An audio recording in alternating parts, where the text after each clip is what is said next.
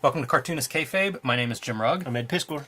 We're going to look at the Wrong Trousers storyboard collection from Wallace and Gromit and Nick Park, Aardman Animation. Before we crack this thing open, want to invite everybody to like, follow, and subscribe to the Cartoonist Kayfabe YouTube channel if you haven't done so already.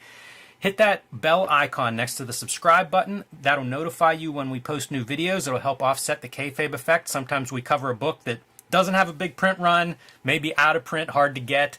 If you're the first one notified, you'll be the first one to track down the few remaining copies that are out there at a reasonable price. We've seen prices skyrocket through the day, and we've seen books disappear in one day. So hit that notification button, be the first one in line to track down the books that you want that you see on Cartoonist Kayfabe, and let our videos play through to the end. That allows YouTube's algorithm to share them with other comics fans that have not found Cartoonist Kayfabe yet. It's how we grow the channel. 60,000 plus and growing on our quest for 6 million. We thank you for your help on that. So, without further ado, Wallace and Gromit, Wrong Trousers Storyboard Collection. We've looked at storyboards in the past, Ed. I always mean to include this and I forget it. One of the great storyboards that we look at are those Akira storyboards. And part of what makes them great is having a Tomo do the actual storyboards. In this case, we have Nick Park doing the storyboards, the genius behind Aardman Animation. So you get to see kind of his artistic hand in the entire developmental process. This was the first Wallace and Gromit, the first Nick Parks thing that I ever saw was the Wrong Trousers. Who is Nick Parks? Well, I mean, I only know him from Aardman. Oh, okay. So he's an animator, but one of the things that I first recognized whenever I saw the Wrong Trousers is this kind of attention to lighting. This is part B movie, part Alfred Hitchcock kind of movie, and for a stop-motion movie, like I'd never really seen that kind of approach where the filmmaking played a huge role. You know, the camera angles, the compositions and stuff. So whenever I came across this, I was pretty excited to check it out because, again, it's just felt like a different approach to animation in that this is a filmmaker, and by doing this animation, he just has total control of everything. And you can see him here kind of acting out timing in front of these storyboards. Reminds me of some of like the Pixar behind-the-scenes photos that I would see in some of the Pixar movies where you get to see like all the writing on the wall in the images, in the graphics. And I just thought that was kind of fun, an animator at work. Yeah, they would say there's clips of Walt Disney during the Snow White era, playing every role and getting into contorting his body into the little old witch and stuff. And Wallace and Gromit is this old Englishman and his pet dog. So they're kind of these teams that get into trouble. This is kind of neat because it's the first book version for the storyboard Wrong Trousers book. They ultimately end up doing like 6 panels per page, but in the original design. So there's a little bit of this behind the scenes stuff of how this book is actually put together, including how to read the Wrong Trousers storyboard. So calling out like what some of this different information is, like frame timing, dialogue will be underneath these frames if necessary. That's so cool, man. Like did you ever do animation in school or anything? No.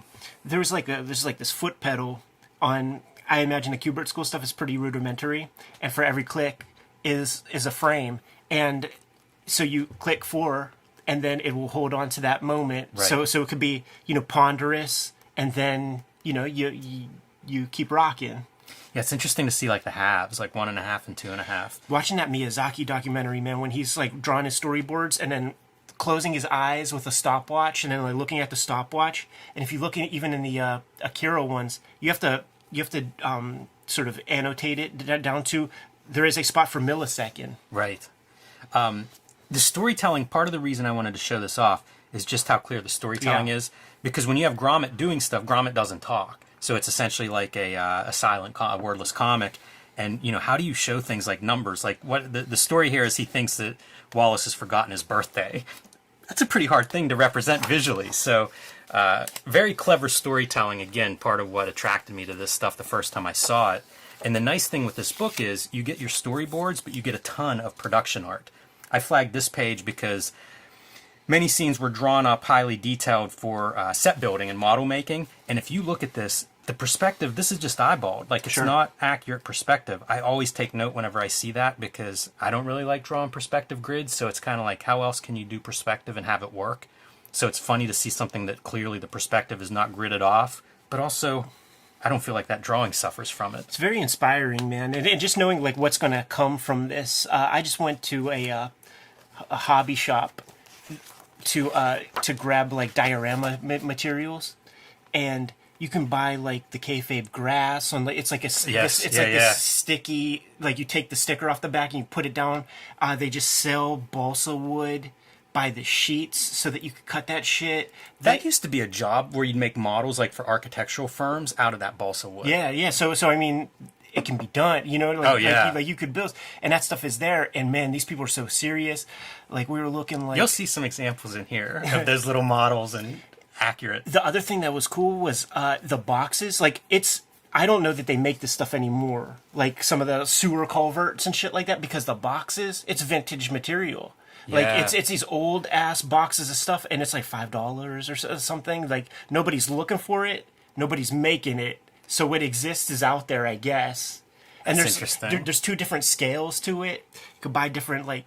Dude, all of that is in here. That's because the other part is like I think of railroads when you think of that little small stuff like those railroad model kits and stuff. The hobby shop. That's in this story, and it's the climactic scene. The story is they're running out of money, and so they have a boarder. They open up their house to this boarder who is this. It's a penguin, but this penguin is wanted. Well, this chicken is wanted for stick-ups. He's a criminal. He should be wanted for stealing Howie Mandel's That's right. stand-up comedy gimmick. You remember that? I do. Totally. He popped his eardrum doing that once. I never heard that. Yeah. Got to pay the price. But this is the stuff, Ed, when you talk about like the models and stuff, I have no idea how you do rain for like stop motion. Yeah, all that shit. And it's amazing. Like I love whenever you see it, and there's some pictures in here where it's like, move the camera back 10 feet, and it's what you're looking at is so different than what you're seeing on the screen or through the viewfinder. But our penguin shows up and pretty soon is at odds with Gromit, who ends up like sleeping outside of the house, real sad moments as he moves away. The wrong trousers are the birthday gift for Gromit. The inventor Wallace makes these things to take him for a walk so that he doesn't have to walk him. They're like robot legs, essentially. And our criminal penguin finds a much better use of that. Takes over the legs with the remote control, and he's going to walk Wallace into this museum to steal diamonds. And this, again, is that ancillary material that I love, because you do this. We all do this where it's like, oh, we have this room and there's some complex action. We got to make drawings of it just to figure out like where things are seated. So there's a lot of that material that comes in addition to just doing your panel by panel kind of motion, but also like, what do we actually need? Like how much space is in there? How long does it take those wrong trousers to walk across the ceiling? And of course there are lasers that he's got to get around. It's amazing. All that stuff. How do you do it? It's such detailed artwork too. And he talks early on about how like drawing comics was one of the things that he originally wanted to do. I feel like you see that in this storytelling. It's very pure storytelling, man. It really is. A lot of the best comics that former cartoonists make is in the storyboard stage. Like I think of like Stephen Platt. We looked at some of his stuff and incomprehensible comic pages, but I've seen his like Iron Man storyboards. Totally readable. Yeah, I think that a lot too with like John Romita Jr. doing layouts for the first 10 years of his career, because like that's the storytelling part. I think that's the closest to like a writer's room would have been Stan Lee's setup early on at Marvel, where it's like if you imagine Kirby's and Ditko's as the writer as co-writers, it's kind of that writer room thing where you have like your showrunner Stan Lee at the end just making sure it all sort of fits under that umbrella, but having these different creative voices. I flagged this because of the perspective of the staircase.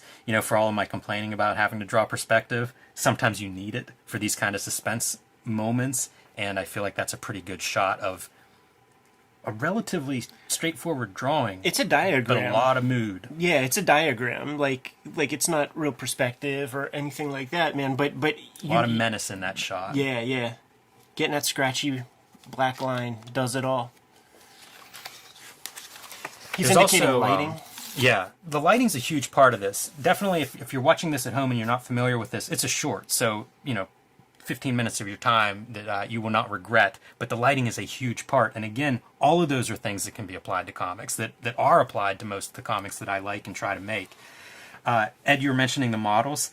So this is the big climactic scene, and we'll roll through this. And spoiler alert for anybody that hasn't seen this yet. But there's a train that runs through Wallace's house, through several rooms, and that's where this big chase is going to take place. It's absolutely spectacular to watch. I can't imagine conceiving of it because of the of space that you need to sort of like map this out and have camera angles shifting around and have the train going through rooms and turning and all this different stuff. But we'll kind of walk through and show some of the highlights. Of course, first step is you got to get everybody on the train. So we've got Gromit now falling onto the back of the train and our penguin villain out in front. And you get this kind of stuff. One of the details, this used to be Wallace's dog door, or Gromit's dog door. It gets changed in the course of the story so that it's penguin shaped. I thought he was just hanging up his colostomy bag before bed. Not at all. And, running these tracks as you're going along, another big part. I like that they have this intercut, the book design part, where you get to see, like, what does this actually look like? And you can even see the speed just in that shot, which I don't know how they actually get that part. I don't know how they do any of it, because, like, they call it claymation, but like, that's not clay, right? That's right. That's some sort of but it is that thing of, like, or something? Shot, move everything a tiny bit, shot, move everything a tiny bit. I don't know how you do that whenever it's like, oh, and we're going to have a train that's running at, like, a racing speed while we're making Gromit, one frame at a time animating. Just as an aside, I'm going to recommend everybody go check out Mad God, the feature-length stop-motion animated flick that came out like within the past year or two. Transformative. Do you know the other stop-motion guy that I think of? Is it Ed Bickford? Oh, I don't know. Bickford's his last name, and there was a documentary on him, and there's a big time-lapse of him, like, doing a scene.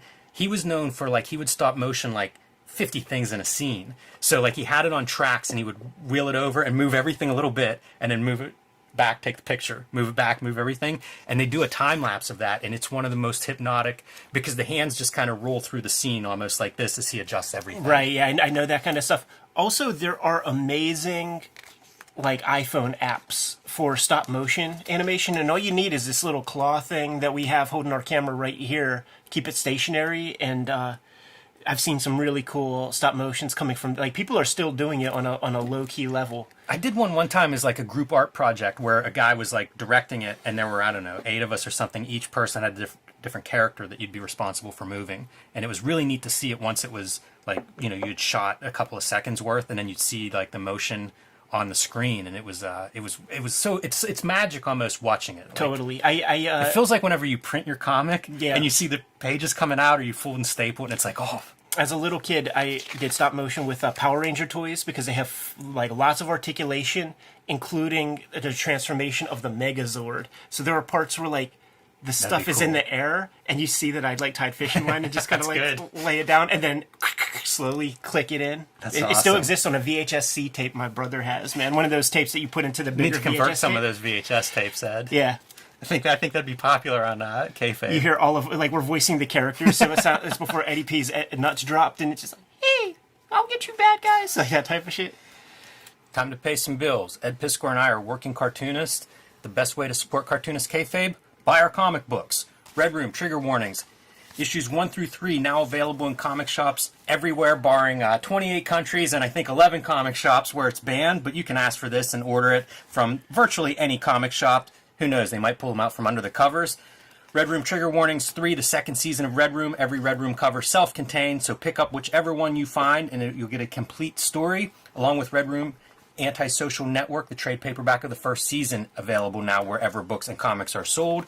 Hulk Grand Design, Monster Madness, a retelling of the 60-year history of the Incredible Hulk. I am writing, drawing, coloring, lettering, the whole shebang, the Grand Design way, and this is available now in comic shops everywhere. Both issues, the complete story of the Incredible Hulk's rich history. Pick that up now wherever comics are sold. And back to our regular scheduled programming. You have to bring in all your characters, right? Yeah. It's the climax. So what happens? Those wrong trousers end up on a car that gets separated, and now it's essentially roller skates of Wallace just flying around as part of the train. Again, I just don't know how you have this kind of animation. And look at the diagrams for the various train tracks running through the house. Yeah. I love that planning stage. I mean, this is a 200-page book. To like, how long is the animation? You think 5 minutes, 10 minutes? It's probably 15. Yeah, it's definitely worth tracking down. And this is your big moment, is like, oh shit, the tracks end here. They got on a piece that's unfinished, and that dumps Wallace out of his pants. But also, like, what are you going to do with the tracks? And we're soon going to see the solution to that one. Look at this again with the motion. I wonder if that's a like a CGI effect to get that background motion. You know what it might way. be? Like, You might even see it right there. Like maybe the background is on like a conveyor belt sense. or something. It could even be partially painted that way. If you ever see like the Looney Tunes, you'll see the backgrounds of like running or something fast, and it's kind of just blurred paint swatches. Wallace is constantly foiled, but here we go. Running out of track, grab the spare track. He's now laying down track as they go. And we talk about like direction, left and right. Look at how good this is for switching direction. We're clearly moving from right to left, but we know there's a wall in front of there. We're going to go full circle, and now we're back the other direction. It's so effective on screen, and it's so effective in comic panels. You know, it's that reading direction. And they'll have little notes, like whenever they did this, they go through like under the table. They actually used a full-size table for that. You know, to give a little bit extra space, but it's such a cool visual effect. I think the takeaway from this is, you know, you think about like the props that you have at hand whenever you're laying out a scene. It's genius that they're running through these legs. It just adds to the speed stuff. Yeah, that's the thing you always need, right? Like that was like the revelation that Orson Welles had Howard Hughes when he was like getting dogfight footage and was like, it's static. Like you just see an airplane. Like there's nothing to convey the speed or the scale or anything. Yeah, you'd hear that in what was the comics where it was like the mandate was no dogfighting. DC Comics for a certain generation. Because it was so hard to figure out how to make that dynamic, and then of course dudes do figure it out, and you're the loser for not being on the cutting edge. I think that might have been like a Mort Weisinger thing, and I was just watching that Alan Moore masterclass. That was BBC, by the way, and he said that one of the mandates by Weisinger was no more than 35 words in a six-panel page, in a per panel in a six-panel page, so 200 words per page.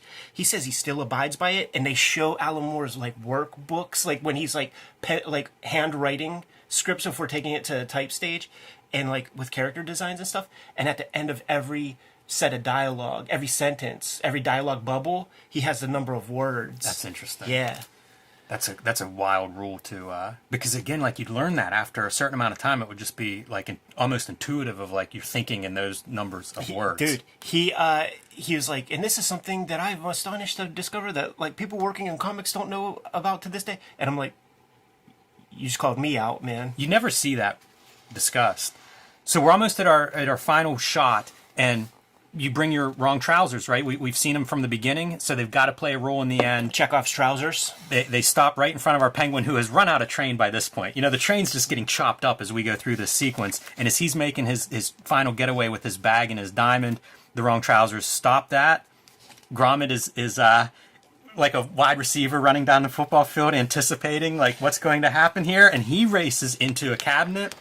Jim, this is British, man. He's a rugby player. This is such great. Like this is about 5 Chekhov guns all reaching the same moment of climax. As the empty milk bottle falls into his lap, penguin's coming through the air right into the bottle, and you're left with this perfect, neat ending where everything comes together perfectly visually. Again, it's so beautiful.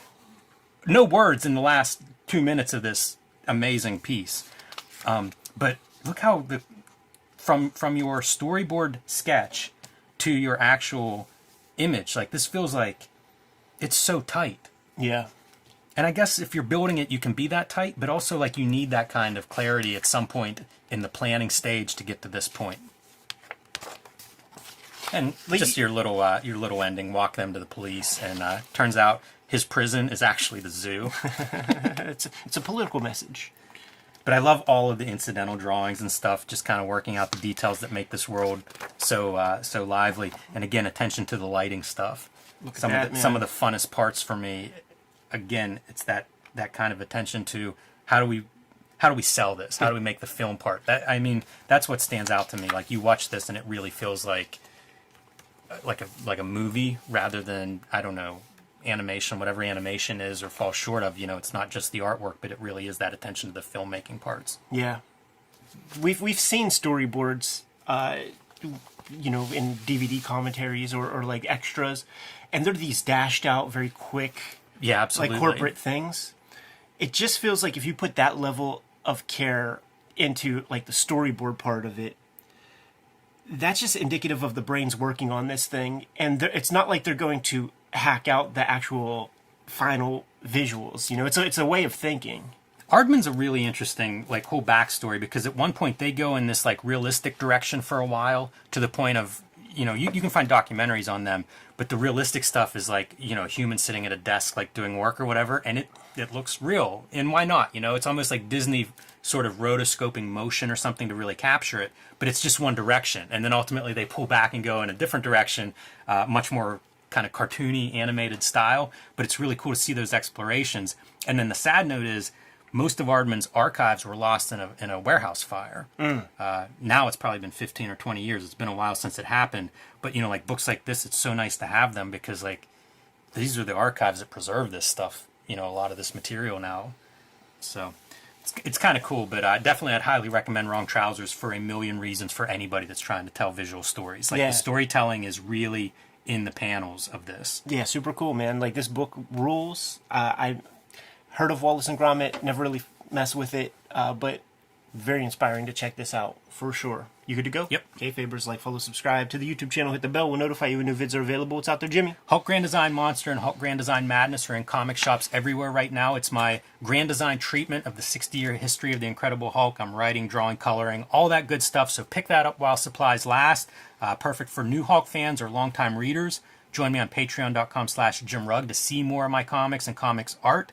And make sure you come by at Heroes Con to say hello to the Cartoonist Kayfabe booth. We will be there. We will be doing panels in June, so check that out. Looking forward to seeing everybody at Heroes. It's been a while. Red Room trigger warnings, issue 1, 2, and 3 are on the stands as we speak. Potentially issue 4 is out there as well. Murder on the Dark Web for Fun and Profit is the name of the game in Red Room Comics. It is banned in 28 countries. It is banned in 11 comic shops.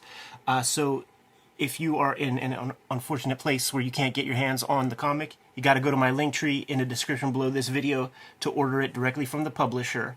You could also go to my Patreon, patreon.com/EdPiskor. For $3 there, you can get access to the archive of Red Room comics. Read them all online right now as we speak. What else do we have out there, Jimmy? Subscribe to the Cartoonist Kayfabe newsletter at the links below this video. You can also find Cartoonist Kayfabe t-shirts and merchandise at the links below this video. That's another great way to support the Cartoonist Kayfabe channel, and I'm looking forward to see how many Kayfabe shirts we see at Heroes Con in a couple of weeks. Jimmy, give them those marching orders. We'll be on our way. Make more comics.